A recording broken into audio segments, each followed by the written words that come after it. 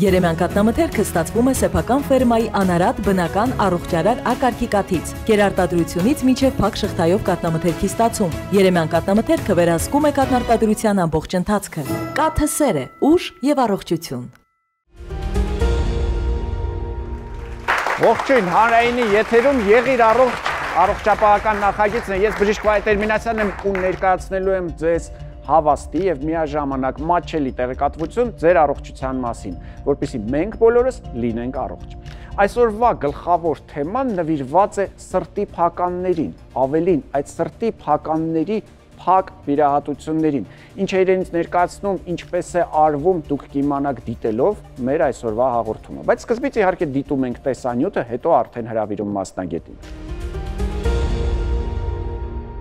Տղեկ, այսօր ռադիոյով բժշկական հաղորդում էր։ Ասում է հաշվել են, որ ինֆարկտով հիվանդանալու համար հարկավոր է 4 միլիոն բացասական իմպուլս, այսինքն մեկ օպիտ խոսք, մեկ թաց նայվածք։ Այս չվերջացող շարքին կարող ենք ավելացնել նաև ճարպակալումը, ծխախոտի եւ ալկոհոլի օգտագործումը, ֆիզիկական ոչ ակտիվ կյանքը, որոնք էլ բերում են սիրտանոթային մի շարք խնդիրների, այդ թվում ինֆարկտի։ Սիրտանոթային հիվանդությունները մնում են մահացության առաջին պատճառն ամբողջ աշխարհում։ Առողջապահության համաշխարհային կազմակերպության տվյալներով ամեն տարի 17.9 միլիոն մարդ մահանում է սիրտանոթային հիվանդությունների պատճառով, ինչն ի դեպ կազմում է ամբողջ աշխարհում տարեկան մահացության 32%-ը։ Ինֆարկտին եւ ինսուլտին է բաժին ընկնում սիրտանոթային հիվանդություններից առաջացած մահերի 80%-ը։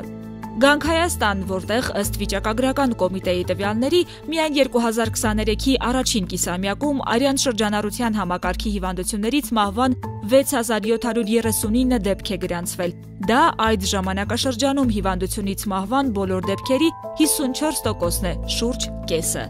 ԱՀԿ-ն ահազանգում է սիրտանոթային հիվանդությունները, հետևաբար եւ միլիոնավոր մահերը կարելի է կանխարգելել, եթե մարդիկ անցնեն առողջ ապրելակերպի։ Սակայն միայն դրանով հարցը չի լուծվի։ Սրտի համաշխարհային ֆեդերացիայի տվյալներով սիրտանոթային հիվանդությունների զարգացմանը մեծապես նպաստում է նաև օդի աղտոտվածության բարձր աստիճանը, որ առկա է գրեթե բոլոր մեծ քաղաքներում։ Սիրտանոթային հիվանդությունների առաջացման ռիսկի գործոնները մտահոգիչ ցուցանիշ են գրանցում մեր երկրում։ Առողջապահության նախարարության 2023 թվականի հետազոտությամբ մեր 16 տարեկանից բարձր բնակչության 27.9%-ը ծխում է, իսկ հիդրոօթերևոթաբանության եւ մոնիթորինգի կենտրոնի տվյալներով մասնավորապես Երևանում օդի աղտոտվածության աստիճանը ԱՀԿ-ի սահմանած նորմից 6 անգամ ավելի է։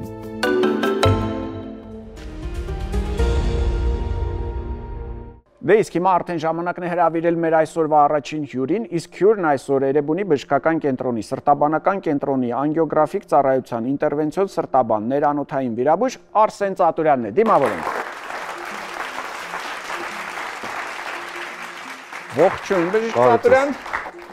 Եվ միանգամից ես ձեզ թերևս օգնեմ, որովհետև եթե մենք խոսում ենք սրտի մասին, ապա մեզ անհրաժեշտ են սրտի մուլաժներ, իրական սրտի հետ համեմատած չափսերով ոնց կգնահատեք։ Իմ եւ ձեր մարմնակազմվածքով մարդկանց համար երևի նորմալ չափի սիրտ է։ Նորմալ չափի սիրտ է, մի քիչ փոքր է, բայց համարյա նորմային համապատասխան։ Ասեց փոքր է, դե փոքր է, ես էլ նույնիսկ մեծը կտամ այդ դեպքում։ Սա արդեն ինձ թվում է եւ իմ եւ ձեզ համար մի քիչ ավելի մեծ ստացվեց։ Ունեցել եք օրինակ բուժառուներ, որ ունենան այս չափի սիրտ։ Դժվար, սա ցուլի մոտ կարող է հանդիպել։ Չէ, նկատի ունեմ, բայց նաև լինում է, չէ, հիվանդություններ, որի ժամանակ սիրտը սկսում է պաթոլոգիկ կերպով մեծանալ։ Ցավոք սրտի, այո, ու դա ոչ մի լավ բան չի։ Չէ։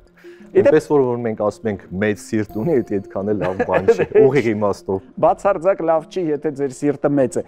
Ցավոք սրտի սրտանոթային հիվանդությունները գրավում են առաջին տեղը։ Այո։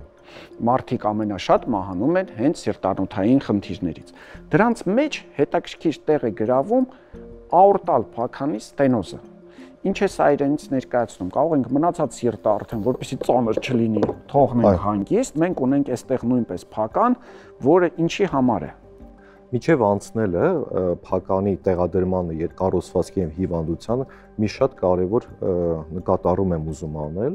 Շատ հաճախ մեր պացիենտները, կլապանները շփոթում են անոթների եւ ստենդերի հետ։ Կարող են ասել, իմ մոտ 4 հատ կլապան են փոխել կամ 4 հատ կլապան են տեղադրել։ կլապանը դա փականն է, դա անոթների հետ կապ չունի։ Ստենտերը եւ շունտերը դրանք տեղադրվում են կամ կարվում են կորոնար զարկերակների անոթներն են։ Պետք է փականը չշփոթենք կորոնար պսակաձև անոթների հետ, այո։ Հիմա աորտալ փականը դա այն փականն է, որը տեղադրված է սրտի ձախ խոռոչի եւ աորտայի միջև։ Ինչու համար է այդ փականը այդտեղ տեղադրված եւ ինչ ֆունկցիա է կատարում։ Երբ որ մեր սիրտը կսկվում է, որպեսզի արյունը անցնի դեպի մայր զարկերակ աորտա, այս փականը բացվում է այդ ժամանակ։ Ինքը ունի 3 փեղկ։ Մենք ասում ենք կիսալուսնաձև փեղկ է։ Երբ որ արյունը անցնում է դեպի աորտա, այս փականը փակվում է, որ հետ հոսք չունի, արյան հետ հոսք չունի։ Էլի չլցվի սրտի մեջ։ Դա ապահովում է արյան շրջանառության անընդհատությունը։ Որոշ դեպքերում այս փականը կարող է հիվանդանալ եւ տարբեր տեսակի խնդիրներ առաջացնել։ Ում մոտ է այս հիվանդությունը հանդիպում։ Եթե խոսում ենք աորտալ փականի նեղացման մասին, ապա սա մեծահասակ մարդու հիվանդություն է, եթե իհարկե դա բնածին արատ չէ, որտեղ գոյություն ունի բնածին արատ, կոչվում է երկփեղկ աորտալ փական, երբ որ մարդը այդպես է ծնվում եւ ժամանակի ընթացքում դա բերում է նեղացման, դեգեներացիա, այսինքն 3 փեղկի փոխարեն լինում է 2-ը, որովհետև 2-ը իրար են սերտաճած եւ ժամանակի ընթացքում հիմնականում երիտասարդ հասակում բերում է աորտալ փականի նեղացման։ Մնացած բոլոր դեպքերում, երբ որ սա ձեռքբերովի արատ է, հիմնականում սկսում է արտահայտվել 65+ տարիքում։ Ըստ վիճակագրության 65 տարեկանից բարձր մարդկանց 4-ից 5%-ը ունի աորտալ փականի կրիտիկական նեղացում։ Դա նշանակում է, որ պետք է վիրահատել այդ փականը։ 75+ տարիքում 14%-ը ունի աորտալ փականի կրիտիկական նեղացում։ Ոնց կարող է մարդը զգալ, որ ունի նման խնդիր։ Հիմնական բողոքներն են այս փականի նեղացման դեպքում։ Դա հոգնածությունն է, թե ֆիզիկական ծանրաբեռնվածությունից, սրտխփոցն է, ուշագնացություններն են կամ պրեսինկոպալ վիճակները, երբ որ ուշագնացություն չի, բայց մի քիչ էլ կհասնի այդ վիճակին, նա պրեսինկոպալ վիճակներն են։ Դրանք ցավերն են կրծքավանդակում եւ հեվոցն ամենակարևորը։ Այս բողոքների դեպքում, եթե մարդ գտնվում է 65+ տարիքում, պետք է դիմի սրտաբան։ Այսինքն ինչ է տեղի ունենում։ Նորմալ արյունը չի գնում, թե արյունը հետ է գալիս լցվում սիրտ, թե երկուսը իրար հետ։ Եթե խոսում ենք իզոլացված նեղացման դեպքում, արյունը սրտից չի կարողանում դուրս գալ բավարար քանակի, ինչ է լինում այդ ժամանակ։ Երբ որ արյունը ձախ խոռոչի չի կարողանում դուրս գալ, ինչ է լինում, ավել քանակի արյուն մնում է սրտի մեջ։ Եթե ավել քանակի արյուն մնում է ձախ փորոքում, ճնշումը բարձրանում է ձախ նախասրտում, որտեղ այստեղ եղած արյունը չի կարողանում դատարկվել ներքև։ Եթե արյունը մնում է ձախ նախասրտում, ապա թոքերից դեպի ձախ նախասիրտ եկող արյան քանակն է պակասում եւ այդ արյունը որտեղ է մնում, թոքերում, եւ մենք ունենում ենք հեվոց։ Մարդը երկար չի կարող այսպես ապրել եւ այստեղ արդեն մենք հասկանում ենք, որ կարիք ունենք միջամտության։ Ցավոք սրտի ուզում եմ նշել, այս հիվանդությունը չունի դեղորայքային բուժում, բուժման միակ տեսակը դա վիրաբուժական բուժումն է։ Եկեք անցնենք վիրաբուժական բուժման տեսակին։ Դուք այսօր ձեզ հետ բերել եք բավականին եւ թանկարժեք եւ միաժամանակ հրաշալի գործիքներ, որոնք որ թույլ են տալիս մարդու կյանքն ու առողջությունը վերականգնել։ Եվ այսպես ինչպես է արվում։ Վիրաբուժական բուժման երկու տարբերակ գոյություն ունի։ Առաջի ավանդական տարբերակը դա բաց վիրաբուժական բուժումն է։ Աորտալ փականի պրոթեզավորումն է բաց եղանակով, երբ որ հատվում է կրծքավանդակը, հատվում է ուրեմն աորտան եւ կտրում են հին փականը եւ դրա տեղը կարում են նոր փական։ Իմիջիալիս փականների երկու տեսագոյություն ունի՝ մեխանիկական եւ բիոլոգիական։ Դա արդեն ընտրում է վիրաբույժը ինչ տեսակի փական։ 65 տարեկանից բարձր անձանց 4-ից 5% ունի այս ծանր արատը, ես նշեցի։ Այդ 4-ից 5%-ից 33%-ին հնարավոր չի վիրահատել բաց եղանակով։ 75 տարեկանից հետո չի տանի այդ վիրահատությունը։ Բարդությունները շատ կլինեն եւ մահացության տոկոսը շատ կլինի։ Ըստ ուղեցույցների 75 տարեկանից հետո միայն պետք է վիրահատել փակ եղանակով։ Հիմա փակ եղանակով վիրահատելու համար մենք ունենք շատ հրաշալի մեթոդ, որը կոչվում է աորտալ փականի իմպլանտացիա, տեղադրում, ուրեմն ներանոթային եղանակով։ Ինչ է դա նշանակում, երբ որ ոտքի զարկերակից ստենտը, որի մեջ ուրեմն կարված է կենսաբանական փական, տեղադրվում է աորտալ փականի հին փականի տեղում։ Այս ամբողջը ձեզ մոտ Էրեբունի բժշկական կենտրոնում իրականացվում է փակ եղանակով, ոչ մի կտրվածք չունենք։ Ոտքից մտանք։ Այո։ Ոտքի հատվածում փոքրիկ կտրվածք, ինչ չափի է կտրվածքը։ Կտրվածք որպես այդպեսին չկա, տեղադրում է այս տրամաչափի կաթետրը, սա ինտրադյուսեր է կոչվում, որի միջով անց է կացվում փականը։ Այս միջամտությունը կատարվում է ինչպես տեղային անզգայացման պայմանում, այնպես էլ ընդհանուր անզգայացման պայմանում։ Կարելի անգամ տեղային։ Հիվանդը անգամ չի քնում։ Հիվանդը չի քնում, թեթև սեդացիայի վիճակում է։ Ինչու հիվանդին պահել արթուն։ Քանի որ աորտայից նաև դուրս են գալիս քնային զարկերակները, որոնք սնուցում են գլխուղեղը, հա, այս միջամտության ժամանակ պետք է անընդհատ կապի մեջ լինել հիվանդի հետ, տեսնել ինչ որ բարդություն ունես, թե չէ, դա շատ կարևոր է։ Արթուն վիճակը նաև ինչու համար է կարևոր, որտեղ անեստեզիան ինքը իրանով, նարկոզը նաև ռիսկ է ներկայացնում։ Բնականաբար մենք կարող ենք այդ ռիսկն էլ դուրս գալ, հետո աորտալ փականի կրիտիկական նեղացումով հիվանդի անեստեզիան շատ վտանգավոր է եւ պահանջում է շատ հմուտ անեստեզիոլոգներ, որովհետեւ հեմոդինամիկ տվյալները կտրուկ կարող են խախտվել այդ դեղերի ազդեցությամբ։ Հիմա ցույց կտանք ինչպես է արվում։ Ազդրային զարկերակի մեջ տեղադրվում է տեղային ցավազրկման տակ այս ինտրադյուսերը, հա, գործիքը, որը ինչ է ապահովում, սա ապահովում է մուտք դեպի աորտա։ Այնուհետև նախորոք պատրաստված փականը կաթետրի հետ միասին անց է կացվում, ուրեմն այս գործիքի միջով, սա արդեն ներսում է։ Այո, սա արդեն ներսում է եւ ռենտգեն հսկողությամբ դա անգիոգրաֆիկ սարքի միջոցով է արվում, հատուկ սարքավորումներ են, որոնք նախատեսված են սրտի փակ վիրահատությունների համար։ Անց է կացվում դեպի աորտալ փական։ Ճիշտ դիրքավորելուց հետո այս ստենտը, որի մեջ կարված է բիոլոգիական փականը, ուրեմն բացում ենք։ Եթե խնդրեմ Վահե ջան, ճնշում սխմում եմ ու միանգամից ուժեղ,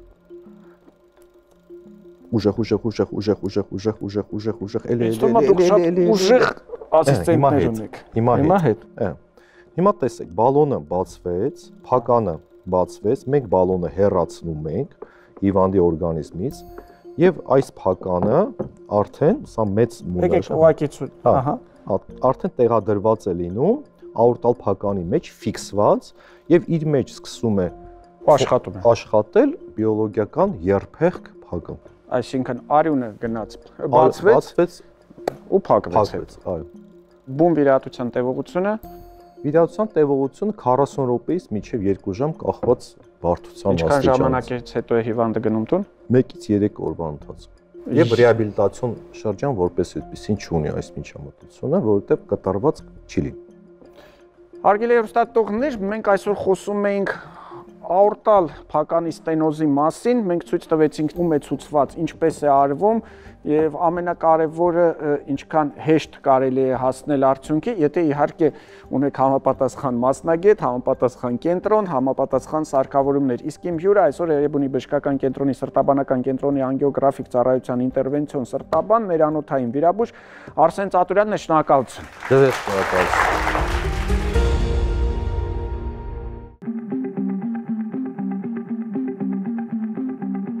Առանց կրծքավանդակը հատելու եւ առանց սրտի արհեստական կանգի աորտալ փականի պրոթեզավորում ներանոթային տարբերակով։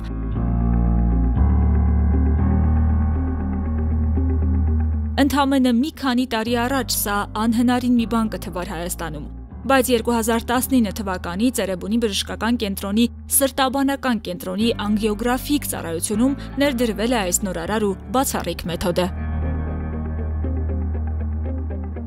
Առաջի անգամ այս վիրահատությունը կատարվել է Ալան Կրեբիի կողմից Ֆրանսիայում 2002 թվականին։ Դրանից հետո սկսել է շատ մեծ կիրառություն ունենալ աշխարհում։ Աորտալ փականի ստենոզի ժամանակ փականը նեղանում է, որի հետևանքով օրգանների թերսնուցում է սկսվում։ Սա վտանգավոր վիճակ է եւ ի վերջո կարող է բերել մահվան։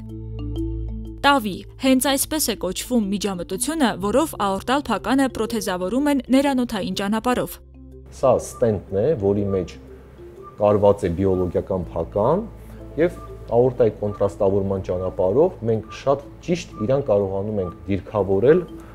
հին փականի տեղում։ Միջամտությունը որպես կանոն տևում է 1-ից 2 ժամ։ Սրտաբանները անգիոգրաֆիկ սարքով, ռենտգենյան ճառագայթներով ստացված պատկերների միջոցով ոտքի զարկերակից ներանոթային ճանապարհով հասնում են ընդհուպ սրտի աորտալ փականի մակարդակին։ Հենց այդ պահին էլ վայրկյանների ընթացքում նեղացած փականը փոխարինվում է նոր առողջ փականով։ Այս սա է փականը, սա փականը բացելու պահն է։ Իմիջիայլոց այս փականը բացում ենք շատ արագ սրտի կծկման պայմանում։ Ինչի համար ենք դա կատարում, քանի որ սիրտը կծկվելու ժամանակ արյունը դուրս է գալիս սրտից եւ փականի տեղադրման ժամանակ, եթե մենք ունենանք այդ էֆեկտիվ կծկումը, կարող է լինել փականի տեղաշարժ։ Մենք արհեստականորեն մի քանի վայրկյանով արագացնում ենք սրտի աշխատանքը, շատ արագ կծկման պարագայում սրտի էֆեկտիվ շարժում չի լինում եւ կարողանում ենք շատ ճիշտ դիրքավորել փականը, որը այստեղ շատ հստակ երևում է։ Այս փականի տրամագիծը 24.5 մմ։ Նախքան հեղափոխական այս մեթոդի Տավիի ներդրումը փականների փոխարինման ոսկեչափանիշը համարվում էր սրտի բաց վիրահատությունը, որը սակայն մեծ ռիսկերով էր ուղեկցվում։ Պատճառն այն է, որ աորտալ փականի ստենոզը ախտորոշվում է հիմնականում 65-ից բարձր տարիքի անձանց մոտ, որոնք հաճախ ունենում են ուղեկցող հիվանդություններ, եւ սրտի բաց վիրահատությունը նրանց համար կարող է ճակատագրական լինել։ Այս տեսակի վիրահատությունները կարելի ասել անփոխարինելի են։ Ինչու համար են անփոխարինելի, որովհետև գոյություն ունեն պացիենտների կատեգորիաներ, որոնց բաց վիրահատությունը հակացուցված է։ Եվ եթե չկան նման տեսակի մեթոդներ, նրանց միակ բուժումը մնում է միայն դեղորայքային, որը աորտալ փականի նեղացման դեպքում համարվում է ոչ էֆեկտիվ բուժում։ Փականի փոխարինման ներանոթային այս տարբերակն այսօր փրկում է հենց այդ մարդկանց կյանքը, նվազագույն անհարմարություններ առաջացնելով եւ չպահանջելով երկարատև վերականգնողական շրջան։ Միջամտության ընթացքում շատ հաճախ նույնիսկ ընդհանուր անզգայացման կարիք չի լինում։ Ավելի նախընտրելի է կատարել տեղային ցավազրկումով, եթե իհարկե հիվանդի վիճակը թույլ է տալիս, եւ դրա առավելությունը կայանում է նրանում, որ կոնտակտի մեջ լինելով պացիենտի հետ մենք անընդհատ կարող ենք գնահատել նրա ուղեղի ֆունկցիան։ Դա շատ կարևոր փաստ է այս միջամտության համար, բացի դրանից աորտալ փականի նեղացումով հիվանդների համար ընդհանուր անզգայացումը ինքը իրենով կարող է ռիսկ հանդիսանալ, քանի որ դեղորայքները, որոնք օգտագործում են ընդհանուր անզգայացման համար, կարող են առաջացնել լուրջ հեմոդինամիկ շեղումներ։ Էրեբունի բժշկական կենտրոնում աորտալ փականի փոխարինումը կատարվում է նուրբ ու գերժամանակակից գործիքներով, նաև դրանց շնորհիվ են ապահովում միջամտության դրական արդյունքները։ Սա սրտի ստվերն է, տեսնում եք ինչքան մեծ է սրտի ստվերը։ Մոտ 4 անգամ խոշորացրած է եւ բոլոր գործիքների չափերը կարող եք այդպես պատկերացնել, որ դրանք մոտ 4 անգամ խոշորացված են։ Որքան ագրեսիվ կերպով աճում են սիրտանոթային հիվանդությունները, նույնքան արագ զարգանում են նորարար բժշկական մեթոդները։ Դրանք հաջող կերպով ներդրվում են նաև մեր երկրում։ Էրեբունի բժշկական կենտրոնի սրտաբանների թիմն ավարտում է հերթական հաջող վիրահատությունը։ Եվս մեկ փրկված կյանք եւ եւս մեկ կարևոր ներդրում սրտաբանության զարգացման գործում։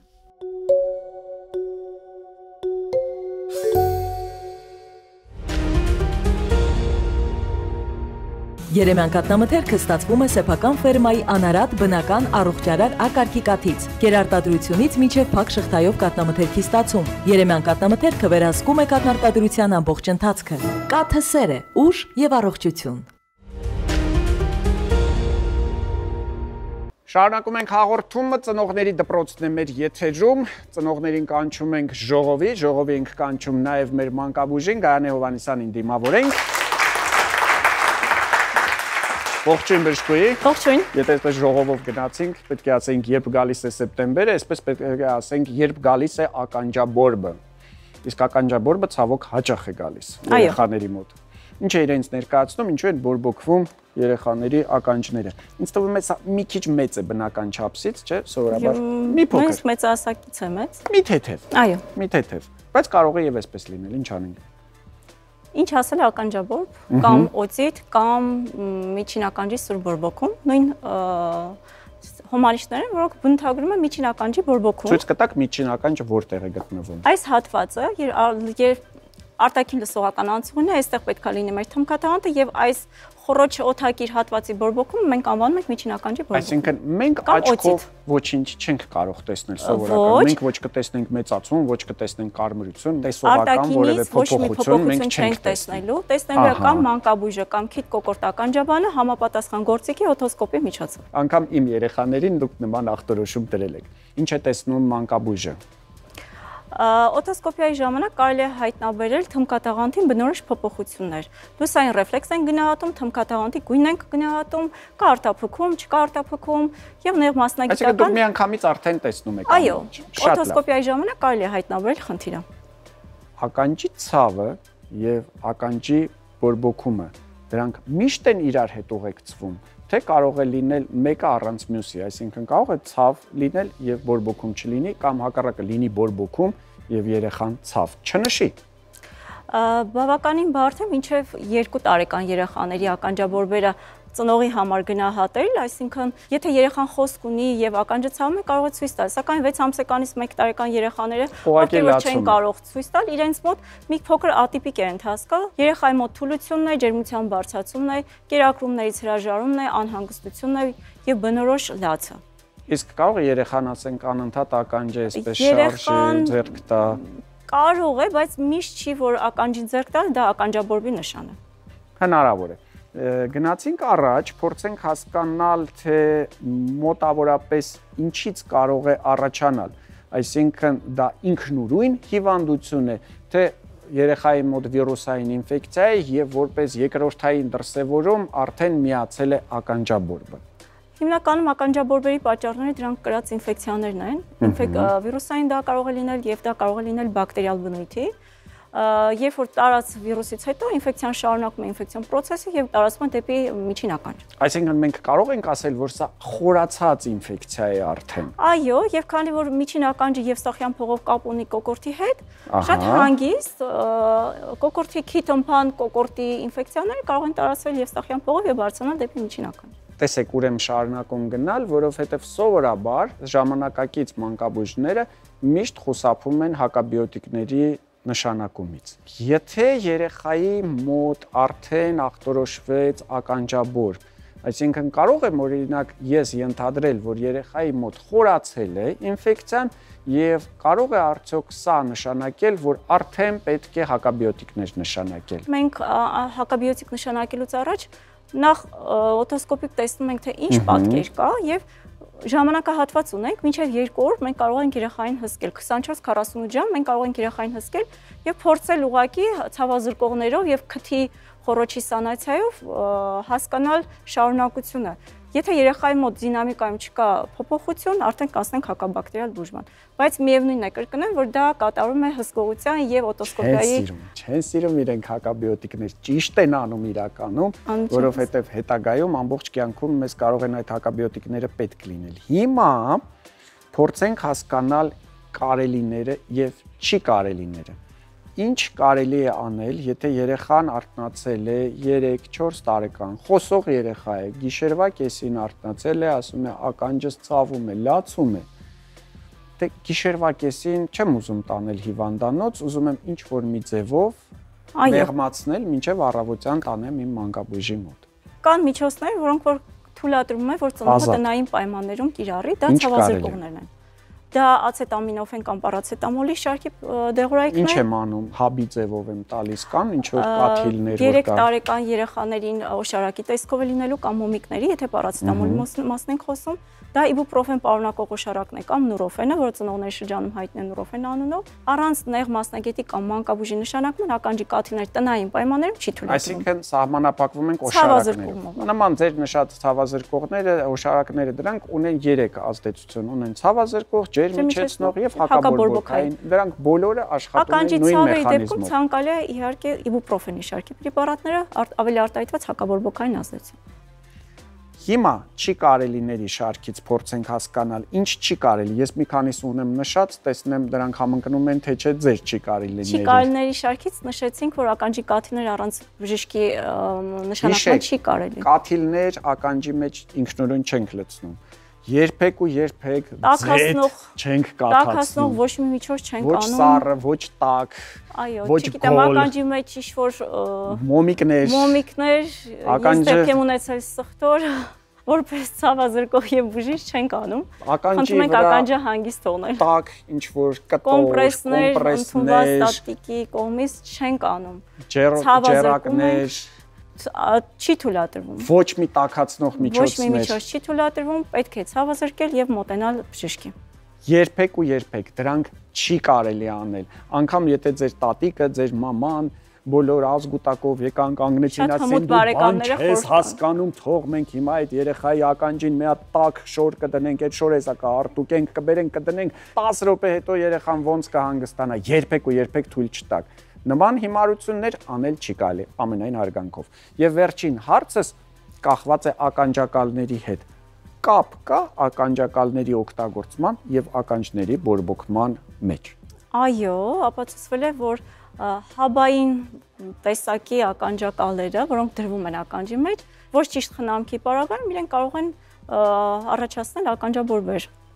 Հիշեք դրա մասին եւ ամեն անգամ, երբ ականջակալներ արտադրող ընկերությունները ձեզ կհամոզեն, որ իրենց ականջակալները բացարձակ անվնաս են ձեր առողջության համար, հիշեք, որ ձեզ պարզապես խաբում են։ Եվ ոչ միայն ականջաբորբեր, այլ նաեւ լսողության իջեցում կարող են առաջացնել։ Միանշանակ չկան անվտանգ ականջակալներ։ Սրանք իդեպ տեսով ամենաքիչ վտանգավորներն են, բայց չկան, գոյություն չունեն անվնաս ականջակալներ։ Հիշեք, որ ձեզ խաբում են։ Մի թույլ տվեք։ Հիշեցնեմ իմ հյուրը այսօր Գայանե Հովհաննիսյանն էր, մենք խոսում էինք ականջաբորբի մասին։ Եղեք առողջ։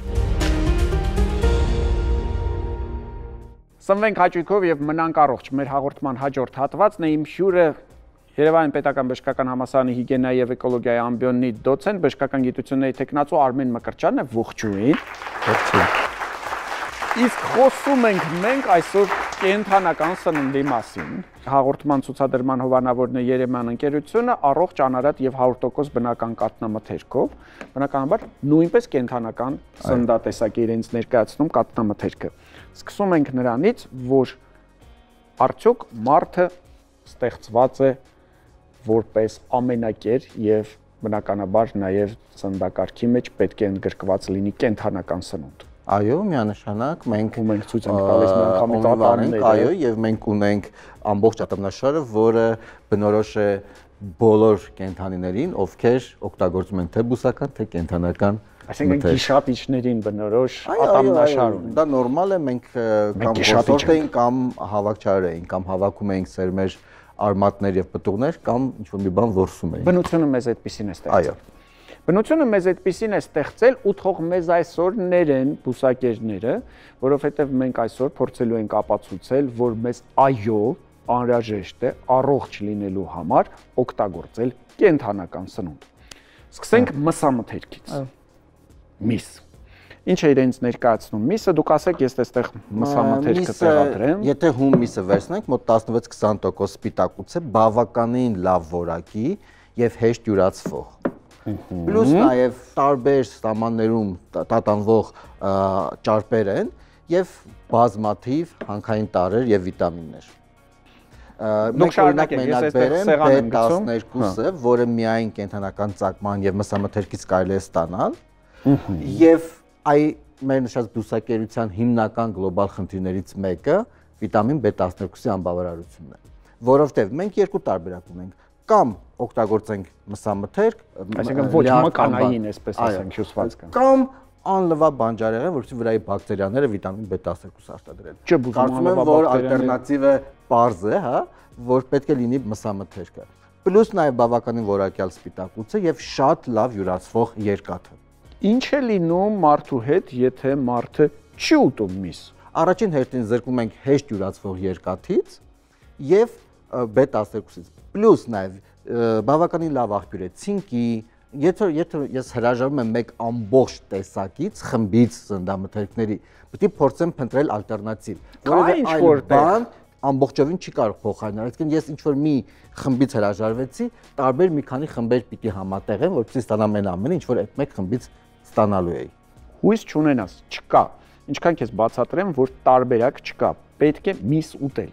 Հիմա գանք լավ ու վատ մսին, որովհետև ամեն մսամթերք չէ, որ իրենից ներկայացնում է միս։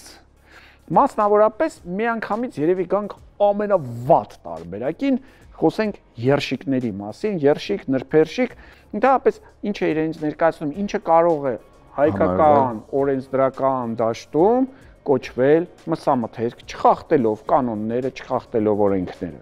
Կա որոշակի ստանդարտ, եթե մթերքը պարունակում է այսքան տոկոսից ավել միս, արդեն ինքը կարող է համարվել մսամթերք։ Դա կարող է տարբեր երկրներում տատանվում է, կարող է 20%, 25%, 30%, հա, այսինքն ի սկզբանե, եթե ինչ-որ մի բան պարունակում է 30% միս, արդեն ինքը մսամթերք է եւ մարդիկ մեզ երբևիցե չեն էլ ստել եւ խաբել, որ իրենց Այսինքն, եթե սրա 70%-ը միս չէ, սա օրենքի խախտում չէ։ Այո։ Այսինքն ձեզ չեն խաբում, բայց իրականում խաբում են։ Եվ փաստը, որ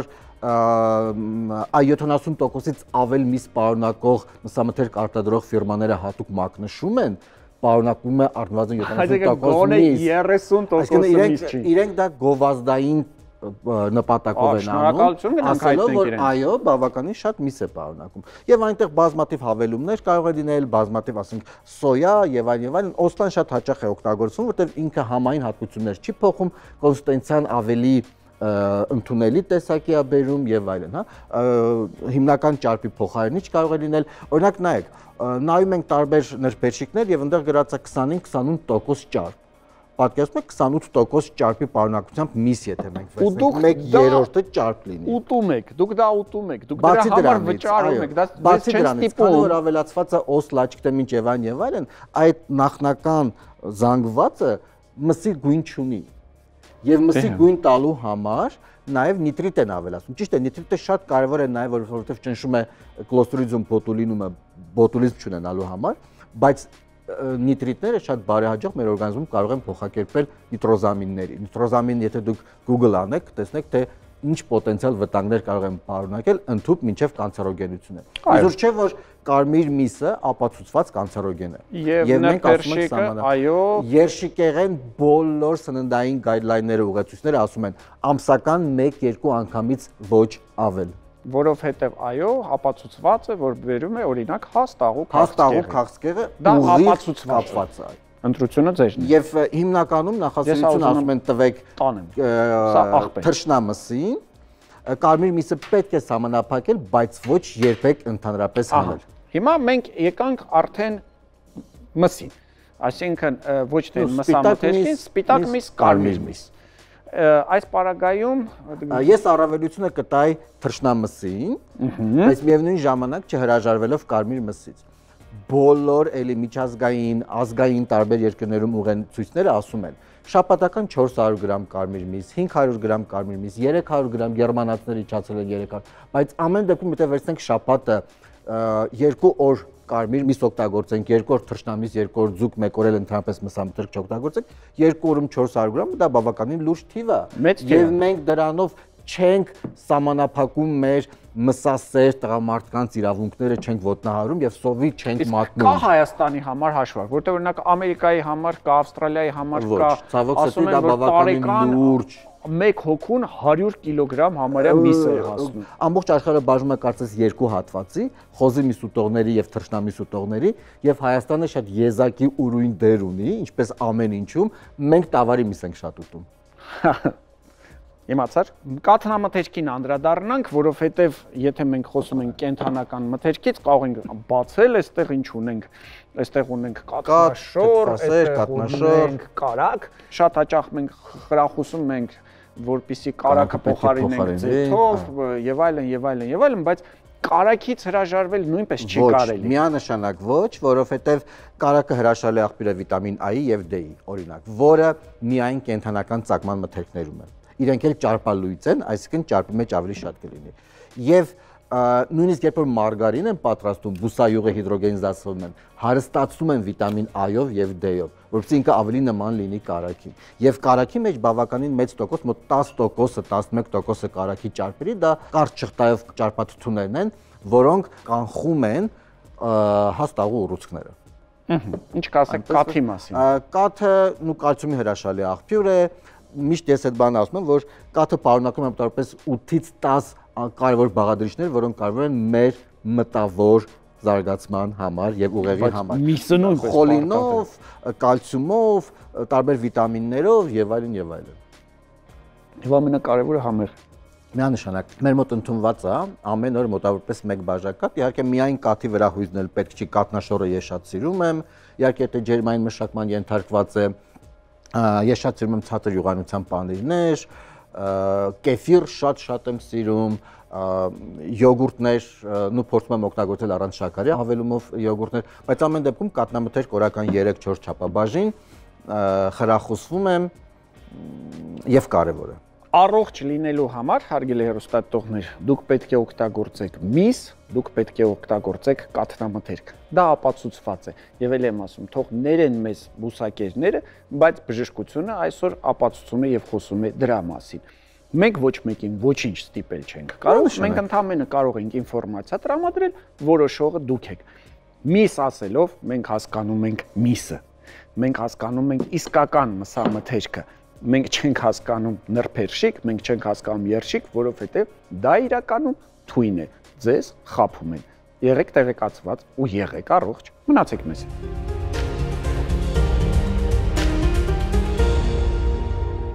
Ողջույն, ձեզ հետ Գեղեցկության արվեստն է եւ մենք կխոսենք այսօր կոլագեն խթանիչների մասին։ Կոլագենը մեր մաշկի հիմնական բաղադրիչներից է, այն ապահովում է մաշկի առանցքականությունը, էլաստիկությունը եւ երիտասարդ տեսքը։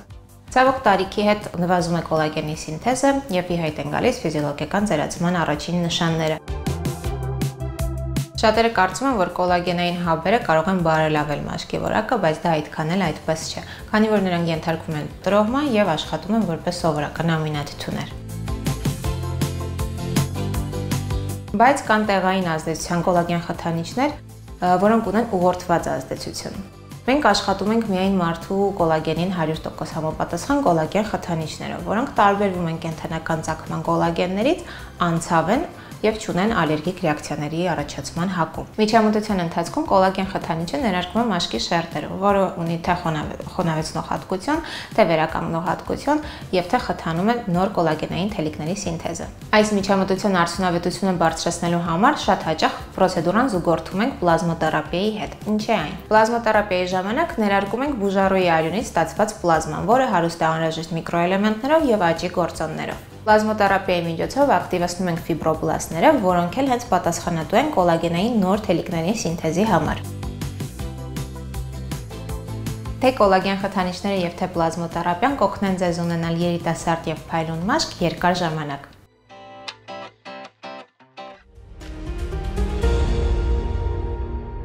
Այսօր այսքանը հարգելի հեռուստատողներ, հիշեցնեմ ցուցադրման հովանավորն է Երեմյան ընկերությունը, առողջ, անարատ եւ 100%-անոց բնական կաթնամթերքով, հիշեցնեմ նաեւ, որ մեր ամբողջ թիմը աշխատում է միայն մեկ նպատակով, որ ձեզանից յուրաքանչյուրը լինի առողջ։ Եղիր առողջ, կհանդիպենք։